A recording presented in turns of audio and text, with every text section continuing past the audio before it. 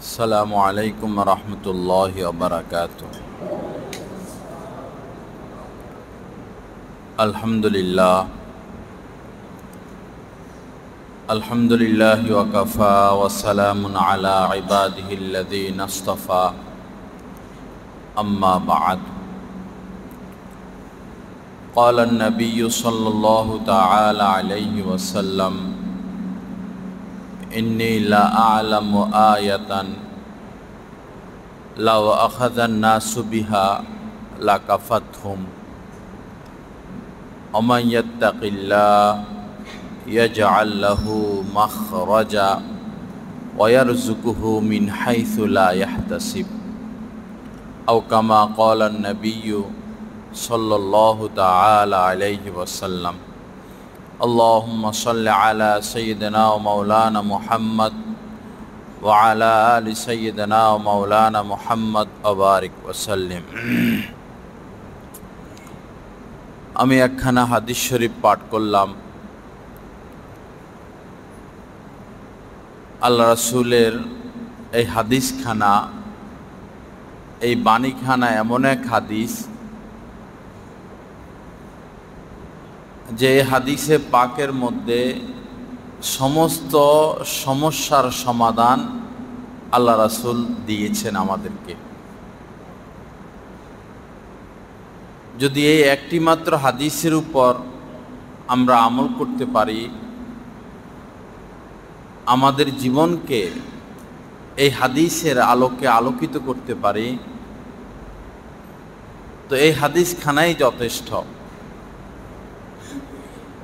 রাসূল করিম সাল্লাল্লাহু তাআলা আলাইহি ওয়াসাল্লাম বলেন, ইন্নী লা আ'লামু আয়াতান,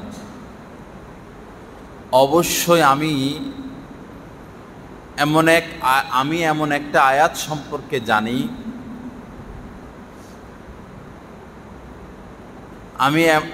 একটা আয়াত সম্পর্কে জানি লাউ আখাযান নাসু বিহা, যদি মানুষ এ আয়াতে কারিমার উপর আমল করে, এ আয়াত অনুযায়ী জিন্দেগি গড়ে, লাকাফাত হুম, তাহলে এই একখানা আয়াতই তার জন্য যথেষ্ট হয়ে যাবে। সেটা কি?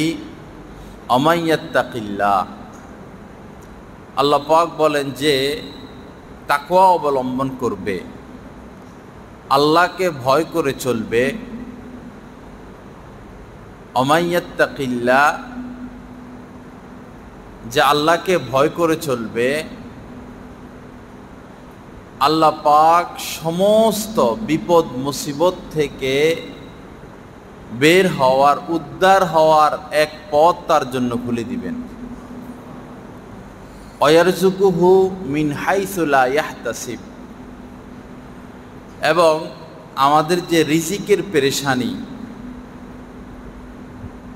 রিজিক বলতে জীবনোপকরণ, অক্সিজেন এটাও রিজিক, পোশাক পরিচ্ছদ এটাও রিজিক, এবং ভালো ব্যবহার, ইজ্জত সম্মান, ভালো অবস্থানে থাকা, ভালো পরিবেশে থাকা এটাও রিজিক। তো ওয়ারযুকুহু মিন হাইসু লা ইয়াহতাসিব, এমন এমন স্থান থেকে আল্লাহ পাক তার জন্য রিজিকের ফয়সালা করবেন যেটা সে কখনো ভাবতেও পারে নাই, এমন জায়গা থেকে রিজিক চলে আসবে। শর্ত কি? শর্ত হলো তাকে তাকওয়া অবলম্বন করতে হবে, আল্লাহর ভীতি অর্জন করতে হবে, সমস্ত গুনাহ আর নাফরমানি থেকে বেঁচে থাকতে হবে। দীর্ঘদিন যাবৎ করোনা চলতেছে, এখন ভ্যাকসিনও আবিষ্কার হলো। তো এই ভ্যাকসিনই কিন্তু যে পুরোপুরি সমাধান এরকম না। আমাদের চোখের সামনেই ভ্যাকসিন নিয়েছেন 2 ডোজই, এরপরেও আক্রান্ত, এরপরেও করোনা নিয়েই মৃত্যু।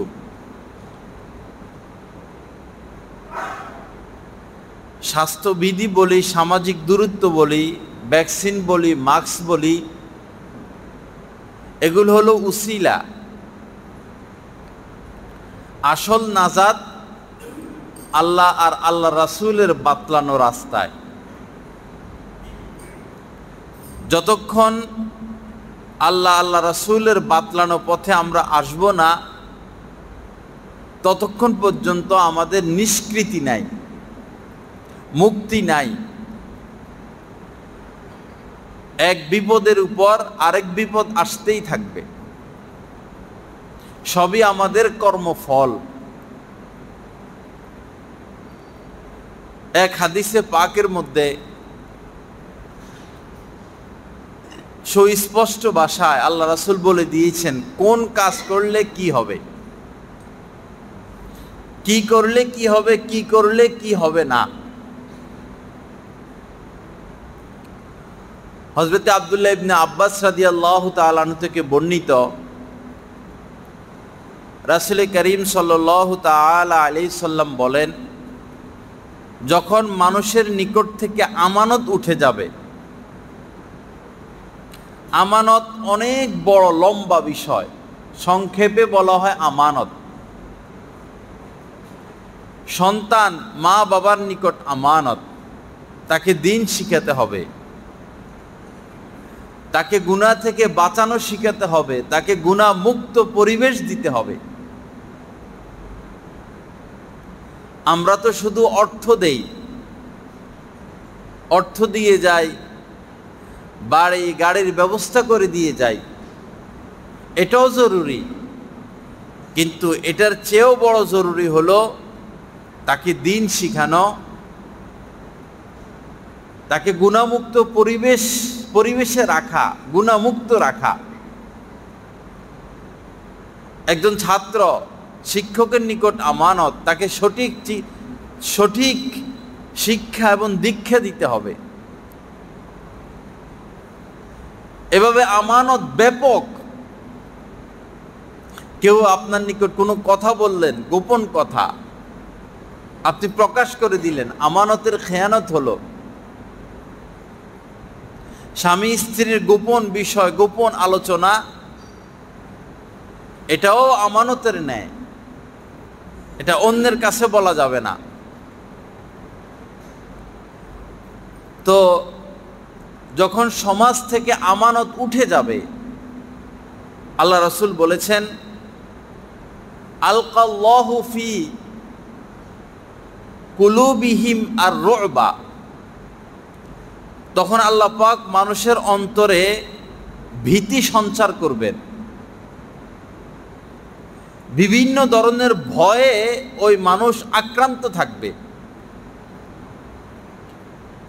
স্ত্রী নিয়ে ভয়, সন্তান নিয়ে ভয়, সম্পদ নিয়ে ভয়, নিজের জান নিয়ে ভয়, ইজ্জত নিয়ে ভয়, কখন ফকির হয়ে যায়, কখন দরিদ্র হয়ে যায়, এটা নিয়ে ভয়, ভয় আর ভয় তার ভিতরে কাজ করবে।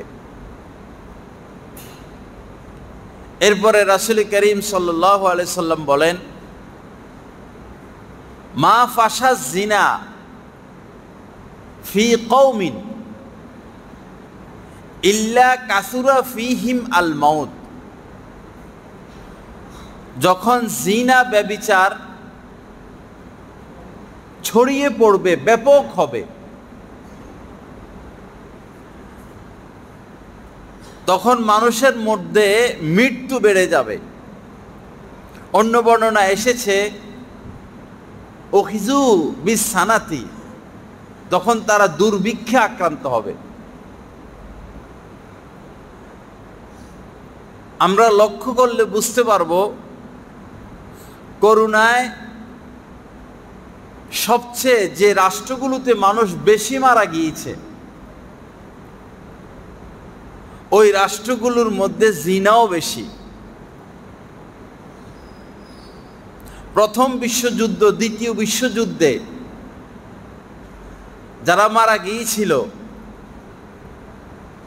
তাদের মধ্যেও জিনা ব্যাপক ছিল।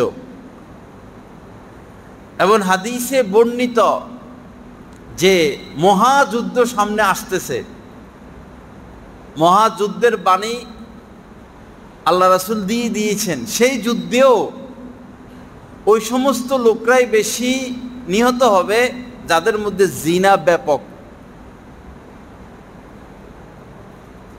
এখন আমাদের মুসলমানদের পরিবেশে, সমাজেও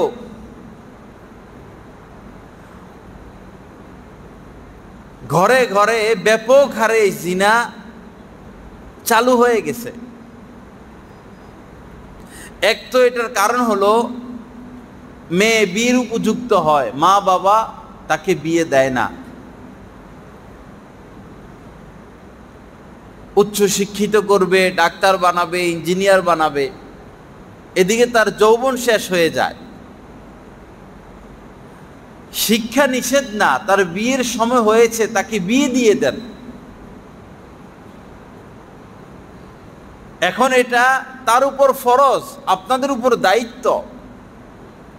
যথা সময় যদি তাকে বিবাহ দেওয়া না হয়, তো তার যে শারীরিক চাহিদা, সে চাহিদা মিটানোর জন্য সে তো জিনা লিপ্ত হবেই।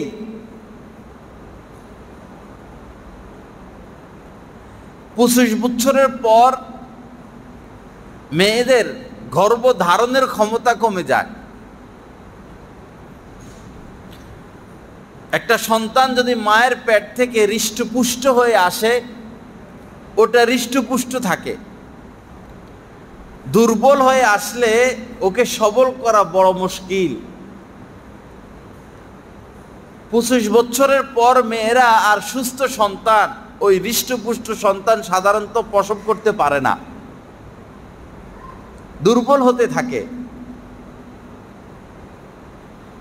তা আমাদের সমাজে আমরা বেশি শিক্ষার লোভে ওই মেয়েদেরকে 30-এর পরে বিবাহ দেই। 25, 26, 27, 28, 35। ঠিক তদ্রূপ ছেলেদের ব্যাপারেও, ছেলেরা বিবাহের উপযুক্ত হয়, মা বাবা বলে যে সে তো এখনো নিজের পায়ে নিজে দাঁড়াইতে পারে নাই, এ তো ছোট বাচ্চা,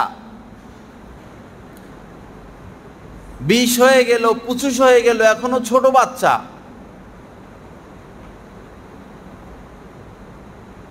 ইসলাম তো তাকে ছোট বাচ্চা বলে না।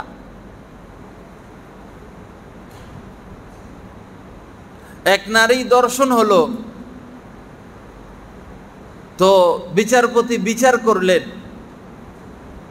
কি সম্পূর্ণ মাফ করে দিলেন ছেলেকে, কোনো শাস্তি তার হলো না। কেন? ছেলের বয়স, মানে ছেলে শিশু, ছেলে শিশু, এজন্য তার কোনো বিচার হলো না। তো তার বয়স কত? 17 বছরেও সে শিশু। যে শিশু জন্ম দেওয়ার ক্ষমতা রাখে, সে কিভাবে শিশু হলো? সে তো এখন শিশু জন্ম দেওয়ার ক্ষমতা রাখে।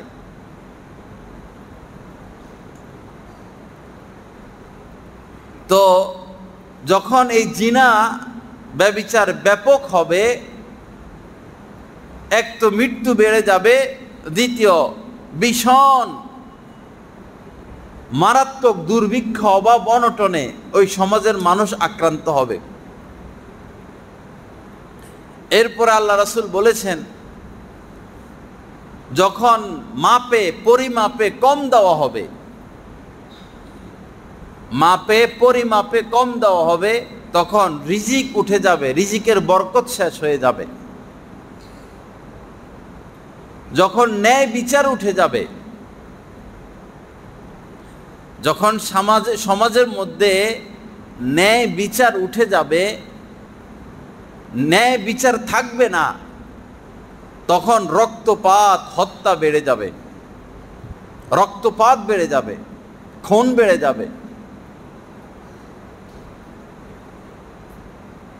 গত 2 দিন আগে খবরে আসছে, একটা ছোট মেয়ে, 4 থেকে 5 বছর হবে, বিকেলবেলা হারাইয়া গেল। তো পরের দিন তাকে পাওয়া গেল গলা কাটা অবস্থায়।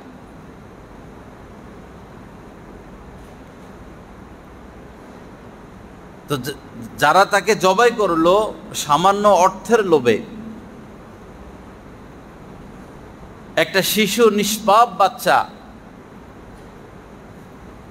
কোন বিবেকে একজন মানুষের অবস্থান কত নিম্নে পৌঁছালে এত শিশু একটা বাচ্চাকে অর্থের জন্য জবাই করতে পারে?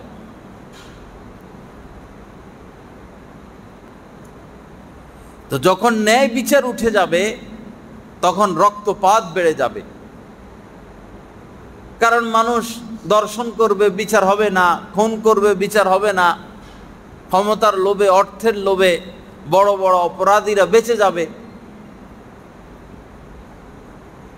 তখনই হত্যা, খুন, রক্তপাত, ঝগড়া ফাসাদ বাড়তে থাকবে।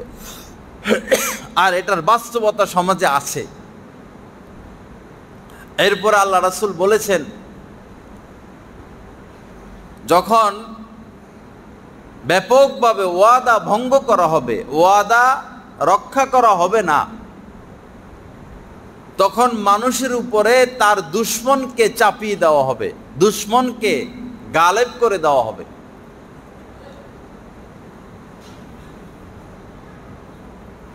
তা আল্লাহ রাসূলের কথা, এটার কোনো পরিবর্তন হবে না। যা বলেছেন তাই বাস্তবায়ন হবেই হবে। এখন আমাদের নিজেদের হাতে, আমাদের নিজেদের হাতে সব কিছু। মাখলুক কিছুই করিতে পারে না, এটা মুরজিয়াদের আকীদা।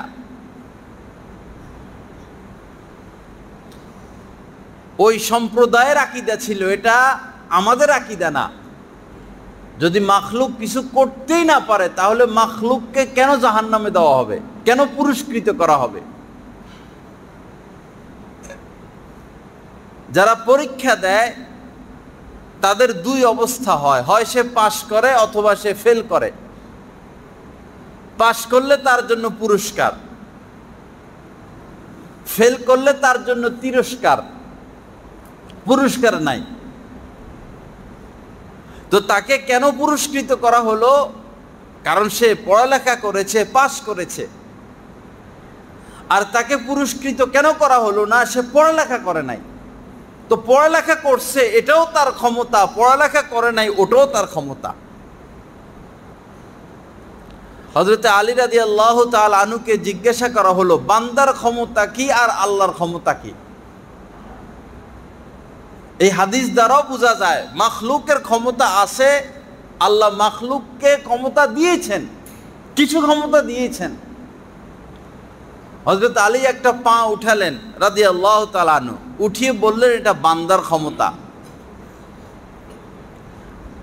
যে প্রশ্ন করলো তাকে বললেন যে একটা পা উঠাও, সে একটা পা উঠালো। হযরত আলী রাদিয়াল্লাহু তাআলা আনহু বললেন এটা বান্দার ক্ষমতা, তুমি নিজে নিজে পা উঠাইতে পারলা। এরপরে বললেন দ্বিতীয়টাও উঠাও। এখন এক পা উঠানোর পরে কি আরেক পা উঠানো যায়? লাভ দেওয়া যাবে কিন্তু পা তো উঠানো যাবে না।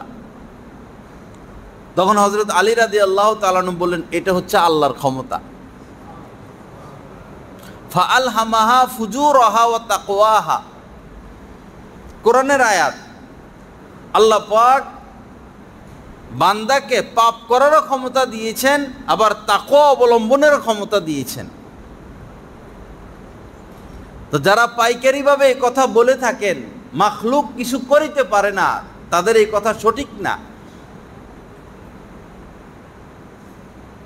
আল্লাহ পাক আমাদেরকে ফিরে আসার তৌফিক দান করেন। তো যখন ব্যাপকভাবে ওয়াদা রক্ষা করা হবে না, তখন দুশমনকে তাদের উপর চাপিয়ে দেওয়া হবে। আল্লাহ পাক জাল্লা জালালু আমাদেরকে আমল করার তৌফিক দান করেন। কি করলে কি হবে, কি করলে কি হবে না, কোরআন হাদিসে ব্যাপকভাবে আছে। আপনি এখন মসজিদের ভিতরে এসি চলতেছে, শরীর ঠান্ডা হবে, মসজিদ থেকে বের হলে এই ঠান্ডা বাতাস আপনি পাবেন না। মসজিদে আসলে ঠান্ডা বাতাস পাবেন, এসির ভিতরে আসলে ঠান্ডা বাতাস পাবেন, এসির বাইরে গেলে ঠান্ডা বাতাস পাবেন না। এই কাজগুলো করলে আপনার জন্য এই ব্যবস্থা, আর এর বিপরীত করলে এই ক্ষতি। হযরত আবু হুরায়রা রাদিয়াল্লাহু তাআলা আনহু থেকে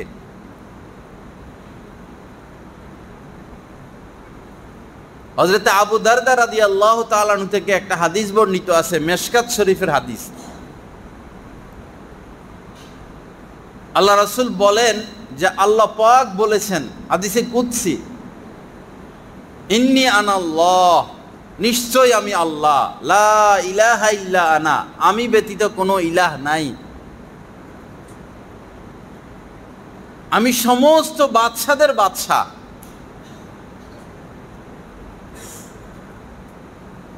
অকুলুবুল মুলুকি ফি ইয়াদি, আল্লাহ পাক বলেন সমস্ত বাদশাদের অন্তর আমার হাতের মুঠায়। খুব খেয়াল করে শুনবেন, কুলুবুল মুলুকি ফি ইয়াদি, সমস্ত বাদশাদের অন্তর আমার কবজায়, আমার নিয়ন্ত্রণে, আমার হাতে। আমার হাতে মানে আমার নিয়ন্ত্রণে, আমার কবজায়। যখন আমার বান্দারা আমার আনুগত্য করবে, ওই যে কি করলে কি হবে, কি করলে কি হবে না, যখন আমার বান্দারা আমার আনুগত্য করবে, তখন আমি বাদশাদের অন্তরকে রহমত আর দয়ার দ্বারা পরিবর্তন করে দেই। বাদশাদের অন্তরকে পরিবর্তন করি, অথবা সহজ ভাষা যে বাদশাদের অন্তরে দয়া আর রহমত আমি ঢেলে দেই। ফলে ওই বাদশার আন্ডারে প্রজারা শান্তিতে জীবনযাপন করে। বাদশা তাদের সাথে দয়ার আচরণ করে, মায়ার আচরণ করে, মহব্বতের আচরণ করে।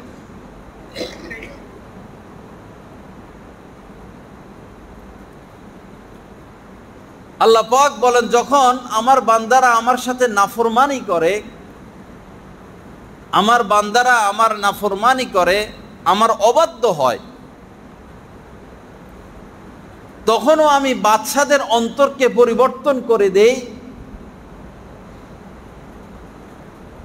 এই পরিবর্তন অর্থাৎ তাদের অন্তরকে আমি কঠোর করে দেই, কঠিন করে দেই। অর্থাৎ তাদের অন্তরে কঠোরতা আমি ঢেলে দেই। ফলে সে তার অধীনস্থ প্রজাদের উপরে, অধীনস্থ প্রজাকে বিভিন্ন ধরনের কষ্ট আর পেরেশানিতে আক্রান্ত করে, নির্যাতন করতে থাকে। নির্যাতনের স্টিম রোলার সে মানুষের উপর চালাতে থাকে। তো কথা পরিষ্কার, যদি আল্লাহর আনুগত্য করি, আল্লাহর কথা মেনে চলি, আল্লাহ এমন বাদশা দিবেন যে বাদশা আমাদের সাথে দয়ার আচরণ করবে। আর যদি আল্লাহর নাফরমানি করি, এমন বাদশা দিবেন বা বাদশাদের অন্তর এমন পরিবর্তন করে দিবেন যে কঠোর হয়ে যাবে, কঠিন হয়ে যাবে, অসন্তুষ্ট হয়ে যাবে, তারা ক্ষিপ্ত হয়ে যাবে। তখন প্রজাদের উপরে তারা স্টিম রোলার চালাতে থাকবে। এরপরে আল্লাহ পাক আসল কথা বলে দিলেন একই হাদিসে, ফালা তুশগিলু আনফুসাকুম বিদ্দুআই আলাল মুলুক। সুতরাং বাদশা তোমাদের উপর জুলুম করতেছে, অবিচার করতেছে, বাদশাকে বদদুয়া দিও না, বাদশাকে গালিগালাজ করো না। ওয়ালাকিন আশগিলু আনফুসাকুম বিযিকরি ওয়াত তাদাররুই, বরং তোমরা আমার জিকিরে আত্মনিয়োগ করো, আমার জিকিরে, আমার স্মরণে, আমার আনুগত্যে তোমরা আশগিলু লিপ্ত হয়ে যাও, ওয়াত তাদাররুই, এবং অহংকার মুক্ত হও, বিনয়ী হও। কাই আকফিয়াকুম মুলুকাকুম, যেন তোমাদের বাদশাদের জুলুম অবিচারের জন্য আমি তোমাদের জন্য যথেষ্ট হয়ে যাই।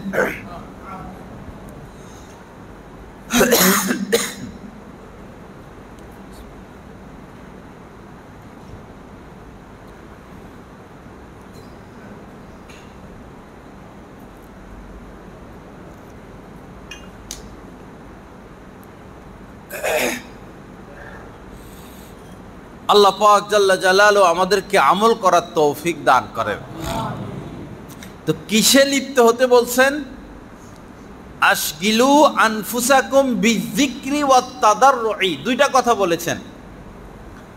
জিকিরের অর্থ ব্যাপক, আল্লাহ আল্লাহ জিকির করা এটাও জিকির, মনে মনে আল্লাহকে স্মরণ করা এটাও জিকির, আল্লাহর আলোচনা, এখন যে আল্লাহর আলোচনা হচ্ছে এটাও জিকির, আল্লাহ পাকের হুকুমগুলো মানা এটাও জিকির, আল্লাহর আনুগত্য করা এটাও জিকির। তো আশগিলু আনফুসাকুম বিযিকরি, তোমরা আমার জিকিরে লিপ্ত হও, আমার আনুগত্যে আত্মনিয়োগ করো। আরেকটা হলো ওয়াত তাদাররুই, বিনয়ী হও, বিনয়তা নম্রতা অবলম্বন করো, অহংকার প্রদর্শন করো না, বাহাদুরি দেখাইও না, নিজেকে কিছু মনে করো না। নিজেকে কিছু মনে করা, নিজেকে বড় মনে করা, এই গুণ, এই সিফত, এই বৈশিষ্ট্য, এই অধিকার আল্লাহ পাক কেবলমাত্র আল্লাহর জন্যই রেখেছেন। ইন্নাহু লা ইউহিব্বুল মুস্তাকবিরিন,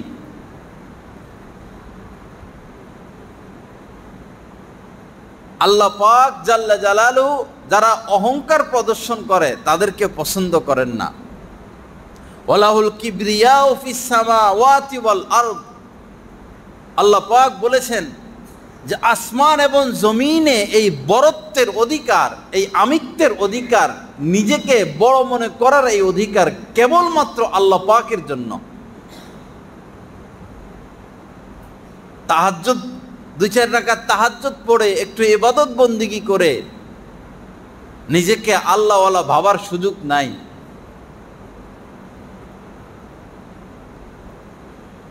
দান সদকা করে দানবীর সাজার সুযোগ নাই। ভালো কর্ম করে নেককার মনে করা, নিজেকে ভালো মনে করার সুযোগ নাই। ওয়ালা তুযাক্কু আনফুসাকুম। তো এই দুই গুণ যদি আমরা অবলম্বন করি, পৃথিবীর যে কোনো রাষ্ট্রের নাগরিক সে হোক না কেন, পৃথিবীর যে কোনো রাষ্ট্রের নাগরিক তারা হোক না কেন, বাদশার জুলুম অবিচার থেকে আল্লাহ নিজে তাদেরকে হেফাজত করবেন। আল্লাহ পাক জাল্লা জালালু আমাদেরকে আমল করার তৌফিক দান করেন। তো কি করলে কি হবে, কি করলে কি হবে না? চোখের সামনে কাটা, কাহারো চোখের সামনে কাটা, এখন সে দেখলো কাটা, পা কেন দিবে? কারণ সে তো সুস্থ মস্তিষ্কের অধিকারী, সে কাটার উপরে পা রাখলো না, কদম দিল না। তো কি হলো? কাটা তার পায়ে ঢুকলো না। এখন যদি সে কাটার উপরে পা দেয়, কদম দেয়, কি হবে? তার পায়ে কাটা ঢুকবে। এটা তো স্বাভাবিক কথা। পাগল তো পাগল, কিন্তু সে, যারা একদম বেশি অসুস্থ না, ওই পাগলরাও সাধারণত আগুনে ঝাঁপ দেয় না, আগুন ধরে না। পাগল গাড়ি যাইতেছে, গাড়ির নিচে চলে যায় না, সাইড দিয়ে দেয় গাড়িকে, এমনি পাগল। আমরা তো সুস্থ মস্তিষ্কের অধিকারী, বিবেক সম্পন্ন মানুষ। আল্লাহ পাক মানুষকে এক আজীব বিবেক দিয়েছেন, জ্ঞান দিয়েছেন, বুদ্ধি দিয়েছেন, অন্যান্য মাখলুককেও জ্ঞান দিয়েছেন, কিন্তু তাদের জ্ঞান মানুষের জ্ঞানের সমতুল্য না। মানুষ তার ভালো মন্দ বুঝে নিজেকে আত্মরক্ষা করতে পারে। তো আল্লাহ রাসূল যে ভবিষ্যৎবাণীগুলো দিয়েছেন, এই কাজ করলে তোমরা বিপদগ্রস্ত হয়ে যাবা। তো কেন আমরা রাসূলের এই বাণীগুলোকে গ্রহণ করি না? এরপরে গ্রহণ না করার কারণে যখন আমরা বিপদগ্রস্ত হই, তখন হায় আফসোস, হায় আফসোস, আল্লাহ আমারে এত বিপদ দিল। প্রায় মানুষের মুখে কথা শোনা যায়, আল্লাহ আমারে এত বিপদ দিল, আল্লাহ আমারে এত কষ্ট দিল, আল্লাহ আমারে এত অভাবে রাখলেন। আল্লাহর হস্তে কেউ এই সমস্ত কথা বলবেন না। আল্লাহ কাউকে স্বেচ্ছায় বিপদ দেন না। আবার কেউ যদি বিপদ থেকে উদ্ধার হতে না চান, কোরআন শরীফে আল্লাহ পাক বলেছেন, তাকেও আল্লাহ পাক, কোন কওম যদি নিজের অবস্থান পরিবর্তন করতে না চায়, আল্লাহ তার অবস্থান পরিবর্তন করে দেন না।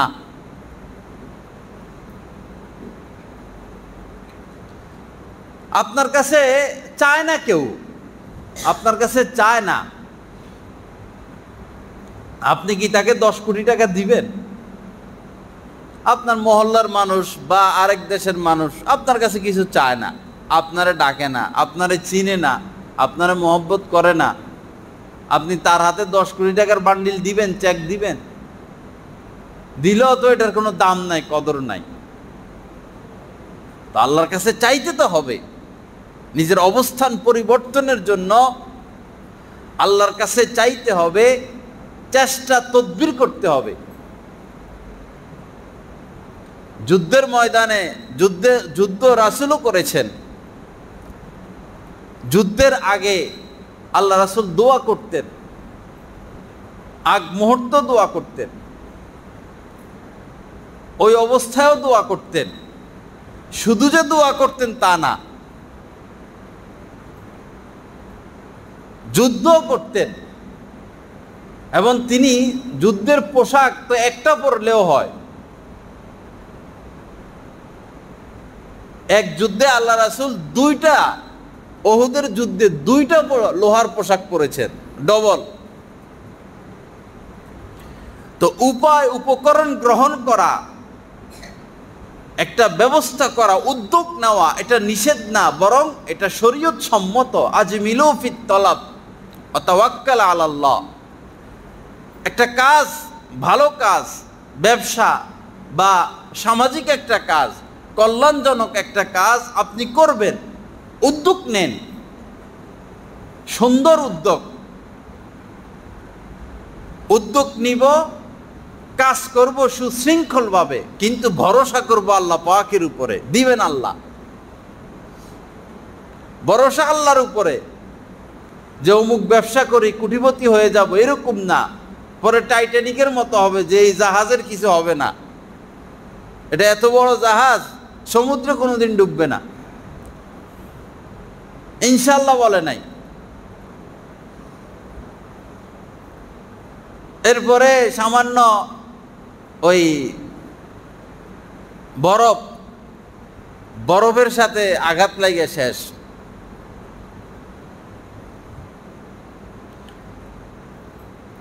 আফগানিস্তান এমন এক রাষ্ট্র, যে রাষ্ট্রের মধ্যে প্রাকৃতিক খনি, সম্পদ আর সম্পদ, পাহাড় পর্বত নদী নালা। যদিও এই রাষ্ট্র এখন দরিদ্র, কিছু খনিও যদি তারা উঠাতে পারে, সৌদি কাতারের চেয়েও তারা ধনী রাষ্ট্র হয়ে যাবে। যার কারণেই এই আফগানিস্তানকে দখল করার জন্য যুগ যুগ ধরে সেই রাশিয়া পরাস্ত হওয়ার পরে ব্রিটেন, আমেরিকা তো সারা পৃথিবীর সব শক্তিধর রাষ্ট্র, নেটো নিয়ে হামলা করলো আফগানিস্তানে। তো কি হলো? খোদ আমেরিকার হাতে 7,000-এর উপরে পরমাণু বোমা, ফ্রান্সের হাতে বোমা, জার্মানির হাতে বোমা। এই শক্তিধর সারা পৃথিবীর, রাশিয়া এগুলো বাদে সমস্ত শক্তি নিয়ে আফগানিস্তান হামলা করলো। 15-20 বছর যুদ্ধ করে এত বড় শক্তিধর, এত বড় শক্তিশালী, তারা শিয়ালের মতো রাতের গভীরে পলাইল। তো এত বড় বড় অস্ত্র আর শক্তি কোন কাজে আসলো? পালাইবা তোমরা শিয়ালের মতো পালাইবা, দিনের বেলায় পালাও, রাতের গভীরে পালাইলা কেন? তাদের বিপক্ষে যারা যুদ্ধ করে তাদের কাছে তো তেমন কোনো অস্ত্র নাই, পরমাণু নাই, আধুনিক কোনো অস্ত্র নাই, সে পুরান ওই ক্লাসিনকোভ, এইটা আমেরিকায় দিছিল। ভাঙা ভুঙ্গা অস্ত্র যেগুলো, এগুলো আমেরিকার দেওয়াই। তার তো আর কোনো ব্যবসা নাই, কোনো মেল ফ্যাক্টরি নেই, কারখানা নাই, এই অস্ত্রের দান্দাই করতে হয়। দুই যুদ্ধে দুই দেশের সাথে লাগাইয়া দেয়, লাগাইয়া তার অস্ত্র বিক্রি করে রাষ্ট্র তো চালাইতে হবে তাকে।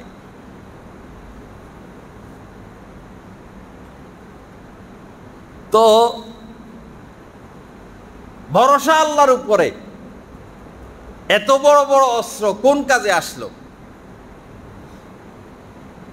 কি করতে পারলো তারা এত বড় বড় অস্ত্র দিয়া? সবচেয়ে বড় বোমাও আমেরিকা হামলা করেছে, নিক্ষেপ করেছিল ট্রাম্পের আমলে, সবচেয়ে বড় বোমা।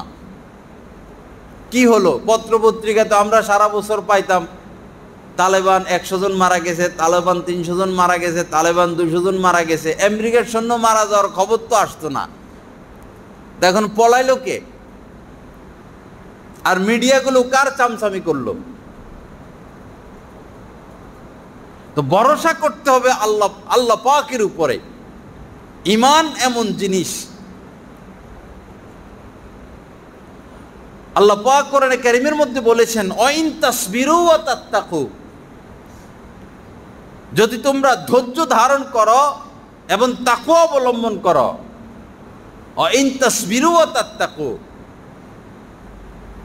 লা ইয়াদুররুকুম কাইদুহুম শাইআ, যারা তোমাদের দুশমন, ওই পরমাণু শক্তির অধিকারী রাষ্ট্রগুলো, তাদের হাজার পরমাণু, হাজার হাইড্রোজেন বোমা, হাজার জঙ্গি বিমান তোমাদের জাররা পরিমাণ ক্ষতি করতে পারবে না। শর্ত কি? ধৈর্য ধরতে হবে আর গুনাহমুক্ত থাকতে হবে। এটাই ছিল সাহাবায়ে কিরামের সবচেয়ে বড় বৈশিষ্ট্য। প্রথম যে যুদ্ধ হয় আল্লাহ রাসূলের সাথে, কুরাইশদের সাথে, মক্কার কাফিরদের সাথে, সাহাবায়ে কিরাম ছিলেন মাত্র 313 জন, আর তারা ছিল 1000-এর মতো। তারা সবাই কেউ উটের উপরে, কেউ ঘোড়ার উপরে, অস্ত্রে সজ্জিত। আর সাহাবায়ে কিরামের নিকট 2টা ঘোড়া ছিল শুধু, তলোয়ারও আমার পুরা মনে নাই, এই 2-4টা তলোয়ার ছিল। খাজুরের ঢাল, ওই গাছের ঢাল, এগুলা দিয়া তারা ওই যুদ্ধ করেছেন। অস্ত্র তো নাই, অস্ত্র ছিল না। তো জয় তো সাহাবায়ে কিরামই হয়েছেন, পরাজিত তারাই তো হয়েছেন। তাকওয়া আসল সম্পদ। তাজাওয়াদু ফাইন্না খায়রা যাদিত তাকওয়া, আল্লাহ পাক বলেছেন তাজাওয়াদু, তোমরা পাথেয় গ্রহণ করো, পাথেয়, দুনিয়া এবং আখিরাতের জন্য পাথেয় গ্রহণ করো। তাজাওয়াদু, এখন কি পাথেয় আমরা গ্রহণ করব?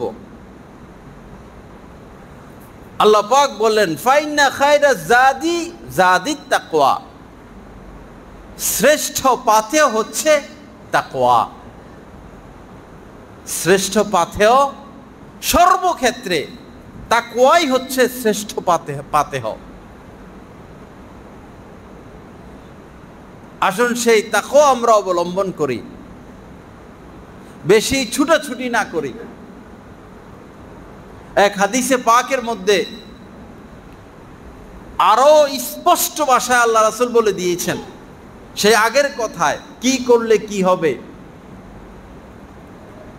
আরো স্পষ্ট ভাষায় বলেছেন, মান কানাতিল আখিরাতু হাম্মাহু, যে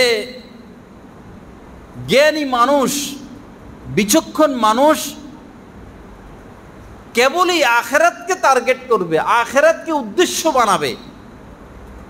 মান কানাতিল আখিরাতু হাম্মাহু, যার উদ্দেশ্য আখিরাত, উদ্দেশ্য পরকাল, জাআলাল্লাহু গিনাহু ফি কলবিহি, আল্লাহ পাক তার ধনে তাকে ধনী করে দিবেন। অর্থাৎ আল্লাহ পাক তাকে সমস্ত মাখলুক থেকে অমুখাপেক্ষী করে দিবেন, তাকে সে বেনিয়াজ হবে। সে কোনো রাষ্ট্রের গদির উপরে থাকবে না সত্য, কিন্তু বাদশার থেকেও সে বড় বাদশা থাকবে। ও জামা সামলাহু, যে আখিরাতকে টার্গেট করবে, যার উদ্দেশ্য আখিরাত, জামা সামলাহু, আল্লাহ পাক তার সমস্ত কাজকর্মকে, তার গোছালো বিষয়কে আরো গুছিয়ে দিবেন, সমস্ত কাজকর্মকে গুছিয়ে দিবেন। আল্লাহ পাক তার সব কিছুকে হেফাজতে রাখবেন। ও আতাতহুদ দুনিয়া ওয়াহিয়া রাগিমা, সে যে না খেয়ে মারা যাবে এমন না। কোনো দিনদার মানুষ না খেয়ে মারা যায় না, কোনো আল্লাহওয়ালা মানুষ না খেয়ে মারা যায় না, তাদের রিজিকের অভাব থাকে না। হযরত থানভী রহমতুল্লাহ আলাইহির উস্তাদ শাইখুল হিন্দ হযরত মাহমুদুল হাসান রহমতুল্লাহ আলাইহি, উস্তাদ ছাত্রের বাড়িতে গেলেন দেখা করতে। ছাত্র হলো হযরত মাওলানা আশরাফ আলী থানভী রহমতুল্লাহ আলাইহি। এখন উস্তাদ আসতেছেন, আপ্যায়ন করতে হবে না? আমরা যারা ধনী মানুষ, বাড়ির মালিক, কারখানার মালিক, গাড়ির মালিক, তারা কি আপ্যায়ন করি, আর আলেমরা কি আপ্যায়ন করে? যদি কেউ আলেমদের আপ্যায়ন কখনো গ্রহণ করে থাকে, তাহলে বুঝবে যে আলেমদের আপ্যায়ন কেমন, রুচি কেমন। তো হযরত থানভী আপ্যায়ন করলেন তার ওস্তাদকে। কয় আইটেমের খানা পেশ করলেন? 52 আইটেমের খানা।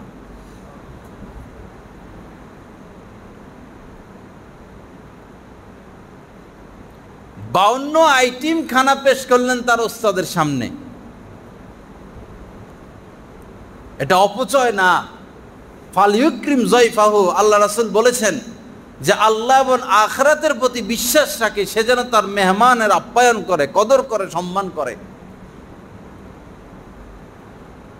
পরে শাইখুল হিন্দ বললেন, এত কিছু তুমি ব্যবস্থা করলা, এত আয়োজন করলা? হযরত থানভী রহমতুল্লাহ আলাইহি বললেন, হযরত আমার তো এরপরেও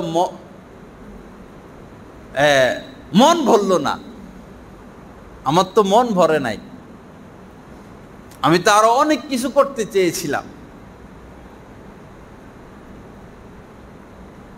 এই যে দোয়া পেলেন, ওস্তাদের দোয়া, এই দোয়ার বরকতেই মানুষ বড় হয়। নজর, বড়দের নজর।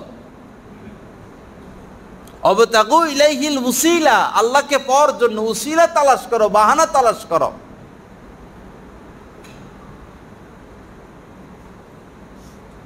কে কিভাবে দোয়া পেয়ে যায় আর কোন দোয়ায় কে বড় হয়ে যায়?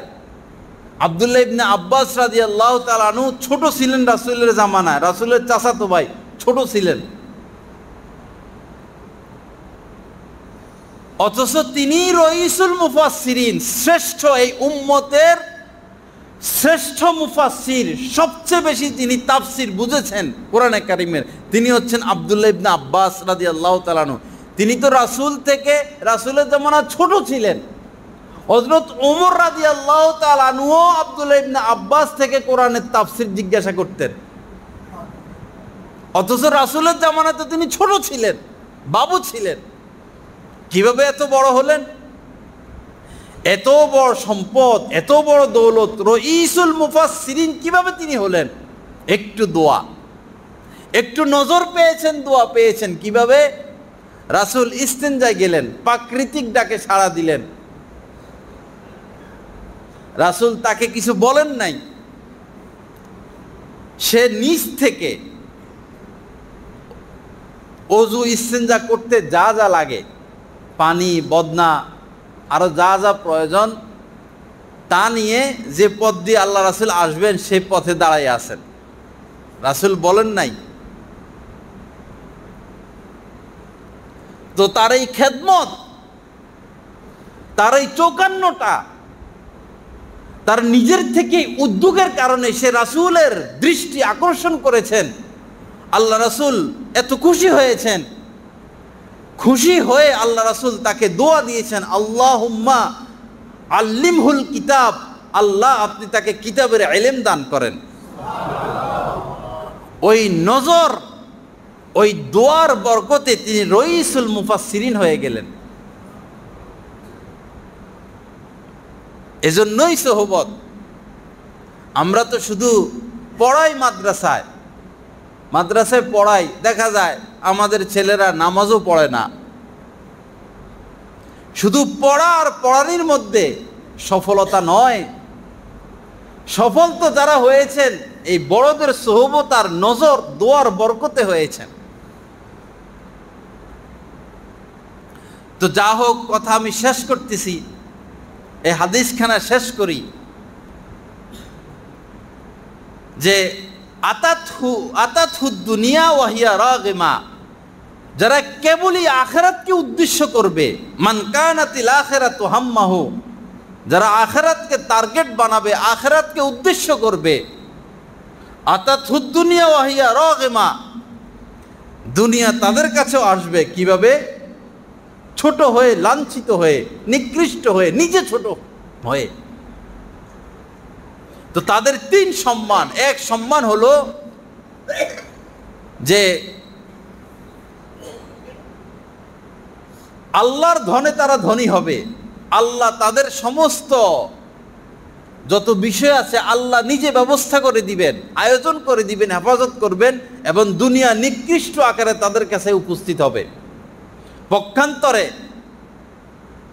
অমান কানাতিদ দুনিয়া হাম্মাহু, যে হতবাগা কপাল পোড়া দুনিয়াকে টার্গেট বানালো,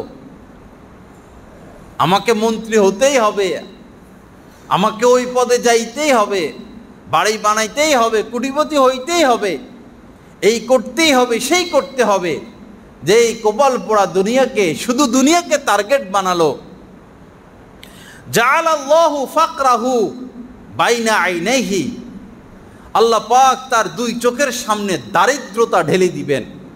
সে 1000 কোটি টাকার মালিক হলেও তার হৃদয়ে, তার অন্তর কাঁপতে থাকবে সবসময়, হায় না জানি কখন গরিব হয়ে যায়, হায় না জানি কখন রাস্তায় বসে যায়, হায় না জানি কখন ফকির হয়ে যায়। এই দারিদ্রতার ভয় এই কোটিপতিদের অন্তর থেকে কখনো দূর হবে না, যার কারণে টাকা রাখতে রাখতে রাখতে রাখতে আর কই রাখবে, পরে বালিশের কভারের নিচে ঢুকায়, সিন্ধুকে ঢুকাইয়া মাটির নিচে রাখে, কই আর রাখবে? ওই যে মনের দারিদ্রতার ভয়। তার দ্বিতীয় যে ক্ষতি, সেই ক্ষতি আল্লাহ রাসূল বলেছেন অফাররাকা সামলাহু, সামলা মানে তার গোছানো বিষয়গুলো, যে দুনিয়াকে টার্গেট করলো, তার সমস্ত গোছানো বিষয়গুলোকে আল্লাহ পাক এলোমেলো করে দিবেন। ফাররাকা, সে সব কিছুকে গুছিয়ে আনবে, সাজিয়ে আনবে, আবার অটোমেটিকলি এটা ছড়িয়ে পড়বে। তার মাথার পেরেশানি আর অস্থিরতা কখনো দূর হবে না, তার টেনশন দূর হবে না, সে শান্তির ঘুম, আরামের ঘুম ঘুমাতে পারবে না। কেউ ইচ্ছে করলে ঘুমাইতে পারে না, ঘুম আল্লাহর নিয়ামত।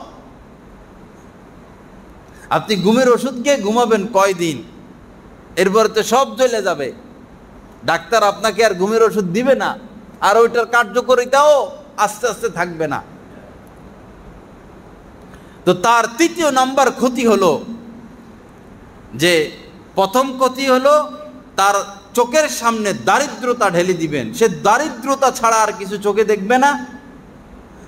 দ্বিতীয় হলো তার গোছানো বিষয়গুলো আল্লাহ পাক ছড়িয়ে ছিটিয়ে দিবেন। তৃতীয় যেটা আল্লাহ রাসূল বললেন যে লাম ইয়াতিহি ইল্লা মা কুদ্দিরা লাহু, সে যে এই অস্থিরতা সম্পদের জন্য, সম্পদ গোছানোর জন্য, সঞ্চয়ের জন্য যে এক সকাল সন্ধ্যা দৌড়াদৌড়ি ছুটাছুটি, আল্লাহ রাসূল ফাইনাল বলে দিলেন যে মা কুদ্দিরা লাহু, আল্লাহ পাক তার জন্য যতটুকু সম্পদ রাখলেন, যতটুকু তার তাকদিরে আছে, যতটুকু তার ভাগ্যলিপিতে আল্লাহ পাক রেখেছেন, তাকদিরে রেখেছেন, এর থেকে যাররা পরিমাণও সে বেশি পাবে না। রিজিক এটা সুনির্ধারিত। এই জন্য বাবা দৌড়াদৌড়ি ছুটাছুটি না করি, বেশি দৌড়াদৌড়ি ছুটাছুটি না করি, আখিরাতকে টার্গেট বানাই,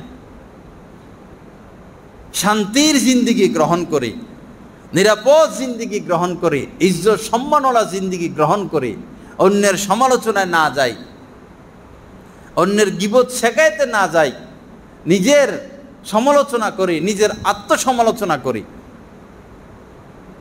নিজের ভুল ত্রুটিগুলো সামনে আনি এবং ইসলাহের ফিকির করি। শুধু ইবাদত যথেষ্ট না, ইসলাহ করাইতে হবে, চিকিৎসা করাইতে হবে।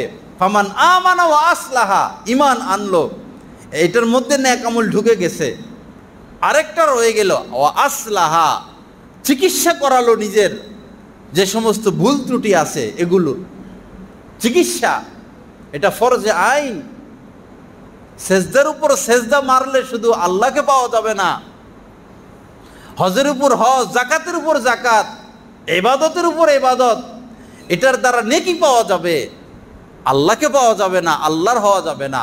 ইসলাহ করাইতে হবে। আপনার ভিতরে তো সমস্যা, এখনো দুর্নীতি, এখনো ঘুষ, এখনো সুদ, এখনো মিথ্যা, এখনো ধোঁকাবাজি, এখনো অহংকার, এখনো গীবত শেখায়ত, এখনো কুধারণা, এখনো অন্যের কল্যাণ দেখলে ভিতরে জ্বলে, অন্যের কল্যাণ সহ্য হয় না, অন্যের ভালো সহ্য হয় না। এই ইবাদত কি কামের? এই তাহাজ্জুদ কি কামের? আপনি ক্যান্সারে আক্রান্ত, আপনি খাইতেছেন প্যারাসিটামল। প্যারাসিটামল তো ক্যান্সারের চেয়ে ওষুধ না। আল্লাহ পাক আমাদেরকে ইসলাহের ফিকির নসিব করেন, গুনাহ থেকে বাঁচার তৌফিক দান করেন, আমাদেরকে পাপের সমস্ত পথ বর্জনের তৌফিক দান করেন। ওয়া আখির দাওয়ানা আলহামদুলিল্লাহি রাব্বিল আলামিন ওয়া সাল্লাল্লাহু আলা নবিয়্যিল কারীম।